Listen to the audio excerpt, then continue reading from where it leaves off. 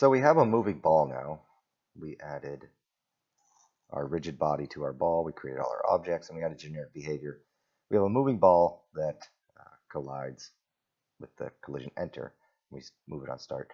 Let's get the paddles working. And so to move the paddle, I'm going to move this with velocity also. So if you make the decision that you want to move something with velocity, you're always going to have to add a rigid body to the object.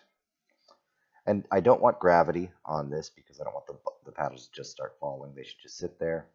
And I'm going to change my collision detection to continuous, just so I make sure that it doesn't go through these walls. So I can now manipulate this with its velocity because it knows about velocity because it has a rigid body now. Before, it wouldn't know about velocity. And the paddles only move up and down, so I'm going to not let it move left and right, and I'm not going to let it move in and out of the screen, only on the Y. And I don't want the paddles to rotate at all, so I'm not going to let them do that also. And so now I'm going to add a generic behavior to this under scripts, minimum, generic behavior. And I want to add a new event. And so when do we want to move the paddles? The ball moved on its own when the game started, but the paddles do something different.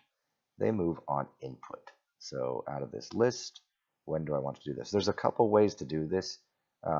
You can do it by using a motion. I'm going to set the velocity again on input down. So when I press a certain button, input down, it starts to bring up these options. And the input I do want is off the keyboard. And I'm using the left paddle here. So what I want is W. So I picked the key I want as W. So when W is pressed down once, it's going to do, I need it to do an action. And the game action I want it to do is the same. I want to set this object. And what do I want to set from a filter? I want to set the velocity of this. And so now, how do I want this to move? What velocity do I want to set this to? I want to set it not on the X, because X would move it this way, not on the Z, because Z would move it in and out. I want to set it on the Y. So the direction I want, vectors are directions in magnitude. The direction I want is 1, meaning 1 up in the Y. And the amount I want, just to test it, I don't want to go super fast. The speed, or the amount I want it to move, is 1 also. So I'm going to name this left paddle, capitalize that, paddle up. And if I click the game, click play, I should see that go up. But the problem is when I let go, because I'm setting this velocity, just as soon as I press it down, it'll just go forever, as soon as I hit it once. So I want to stop that when I let go of the key. So I'm going to add a new event, input up instead of input down. The key is the same key, W, because I want it when it comes up. And the action I want is set again, and I want to set the velocity. And the velocity I want is 0 velocity. I don't want it to go anywhere.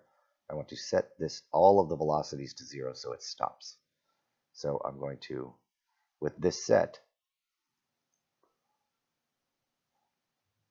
when I let go of W, it stops. If I hold that against the top, it collides correctly. So we'll look at that again. And that is how I got motion for that. So I'm going to let you, I'm actually going to name this also. This is left paddle stop. And to get down, you would just do the same thing. You would just do it with a different key. You would get input down. You would figure out the way that you wanted it to move and how much. And then when that key is let up, you would set it to 0 again. And I'm going to let you guys practice with that. So you guys will be responsible for the down of this. And I'm only going to do the left. You'll have to replicate this on the other paddle. And your input needs to be independent. So you can't use W and S for that or whatever you wanted to.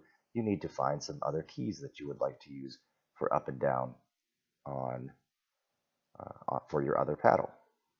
And that's how we get some motion using input. for simple Pong.